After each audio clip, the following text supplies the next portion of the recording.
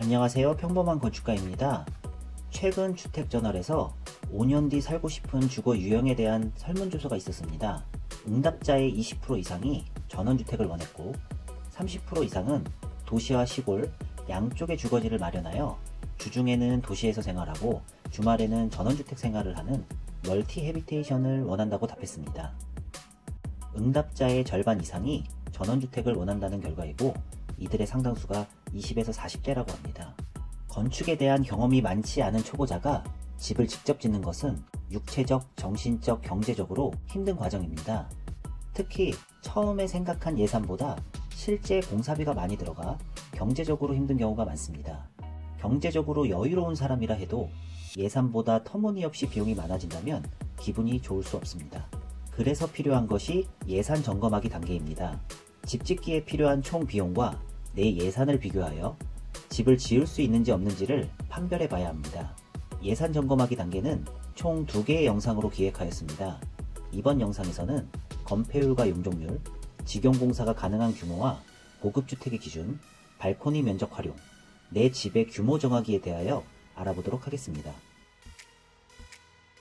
1. 건폐율과 용적률. 법적으로 100평 땅에 100평짜리 집을 지을 수 없습니다. 반대로 100평 땅에 10평짜리 집을 짓는다면 남는 땅이 아깝고 살기 불편할 것입니다. 모든 땅은 건폐율과 용적률을 정해 건축할 수 있는 영역을 제한하고 있습니다. 건폐율이란 대지 면적에 대한 건물을 지을 수 있는 비율을 말합니다. 위에서 봤을 때 대지에 건물이 차지하고 있는 면적을 알 수 있습니다. 100평인 땅에 건폐율이 40%라면 건물을 40평까지 지을 수 있고 건폐율이 60%라면 60평까지 지을 수 있습니다. 건폐율이 높다는 것은 내가 지을 수 있는 건물의 면적이 넓어진다는 것입니다. 용적률이란 대지 면적에 대한 건축 연면적의 비율을 말합니다. 용적률을 산정할 때의 연면적은 지하층과 주차장용 지상층 면적 등은 제외됩니다. 건물을 몇 층까지 얼마나 높게 지을 수 있는지 알 수 있습니다. 예시처럼 건폐율이 40%인 100평 땅의 용적률이 120%라면 땅 면적 100평의 120%인 120평까지 지을 수 있습니다. 연면적 120평을 건축면적 40평으로 나누면 3층까지 지을 수 있습니다. 만약 용적률이 160%라면 4층까지 지을 수 있겠죠. 이렇듯 용적률이 높을수록 건물을 밀도 있게 지을 수 있습니다. 내 땅의 건폐율과 용적률은 어떻게 알 수 있을까요? 전국의 모든 땅은 4개의 용도지역으로 나뉘어 있고 세분화하면 21개로 분리됩니다. 각각의 용도지역마다 건폐율과 용적률을 달리 규정하기 때문에 먼저 내 땅이 속한 용도지역을 확인해야 합니다. 내 땅의 정보는 토지이용규제정보서비스에서 토지이용계획 확인원 열람을 통해 확인할 수 있습니다. 검색 사이트에 토지이용규제정보서비스를 검색하여 해당 사이트에 들어갑니다. 내 땅의 주소를 입력하고 열람하면 소재지, 지목, 면적, 개별 공시지가 등의 정보를 확인할 수 있습니다. 주소를 입력해보니 용도지역이 계획관리지역이라는 것을 알았습니다. 다음은 국토의 계획 및 이용에 관한 법률을 검색합니다. 국토의 계획 및 이용에 관한 법률 제77조 용도지역의 건폐율을 찾아보면 계획관리지역의 건폐율은 40% 이하라고 되어 있습니다. 최종적으로 내 땅이 속한 시, 군의 조례를 확인해보면 똑같이 계획관리지역의 건폐율이 40% 이하인 것을 알 수 있습니다. 같은 방법으로 국토의 계획 및 이용에 관한 법률 제78조 용도지역에서의 용적률을 찾아보면 계획관리지역의 용적률은 100% 이하라고 되어 있습니다. 조례에서도 똑같이 100% 이하인 것을 알 수 있습니다. 이렇게 찾아보면 내 땅의 건폐율이 40% 이하이고 용적률은 100% 이하라는 것을 알 수 있습니다. 건폐율로 건축면적을 계산해보면 109평의 40%이므로 약 43평이 나옵니다. 109평 땅에 43평짜리 건물을 지을 수 있다는 것입니다. 나머지 약 66평은 마당이나 화단, 주차장 같은 공간이 될 것입니다. 용적률로 연면적을 계산해보면 109평의 100%이므로 109평이 나옵니다. 건물 각 층의 면적을 모두 더했을 때 109평까지 지을 수 있다는 것입니다. 연면적 109평을 건축면적 43평으로 나누면 2.5층이 나옵니다. 내 땅의 집을 1층으로 짓는다면 43평, 2층으로 짓는다면 1층 43평, 2층 43평, 3층으로 짓는다면 1층 43평, 2층 43평, 3층은 23평까지 각 층 면적의 합계 109평까지 지을 수 있다는 계산이 나옵니다. 이처럼 먼저 내 땅에 건축 가능한 규모를 정확히 알아야 짓고 싶은 집을 제대로 구상하고 정확한 예산을 계획할 수 있습니다. 2.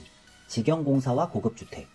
이 영상을 보시는 분들의 대다수가 직영공사를 하고 싶거나 도급공사를 하더라도 공사 전반의 지식을 갖춘 후 공사를 진행하고 싶은 분들일 것입니다.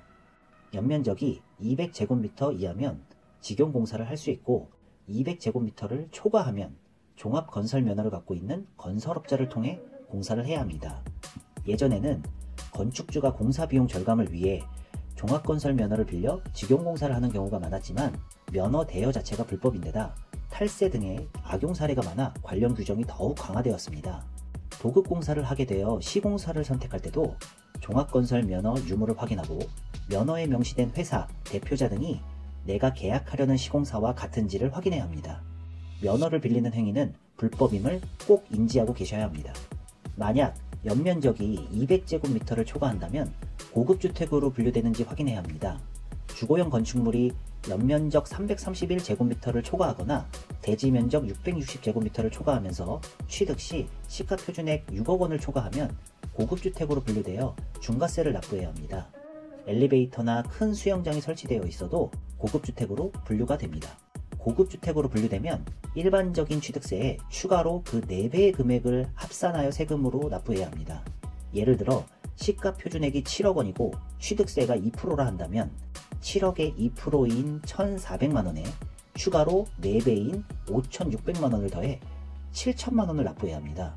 시가표준액 7억 원의 10%에 해당하는 세금이 부과된다는 것을 알 수 있습니다. 내가 원하는 집을 공사 방식과 세금 때문에 못 짓는 것은 아니지만 이러한 사항들을 충분히 참고하여 내 집의 규모를 정할 수 있습니다. 3. 발코니 면적 활용.